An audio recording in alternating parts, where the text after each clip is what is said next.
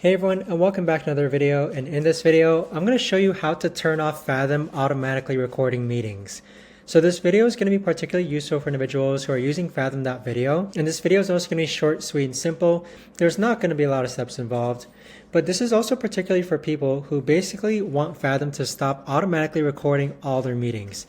So I had this issue, and the first thing that we're going to do is that we're going to hop onto our Fathom.video account. Next, you're going to click on settings located on the upper right hand corner. And then from here, you're going to see this option here, okay? So it's a toggle button. So right now it says auto record no meetings, I'll record manually, and auto share nothing with attendees. If you want to stop automatically recording meetings, you need to make it set to no meetings, I'll record manually, so that you have to manually turn on Fathom in order to record your meetings. Before, what I used to have was that it used to be set to all meetings, and when that happened, I would automatically record every single meeting that was connected to Fathom. So my Zoom meetings, Google Meets meetings, and my Microsoft Teams meetings.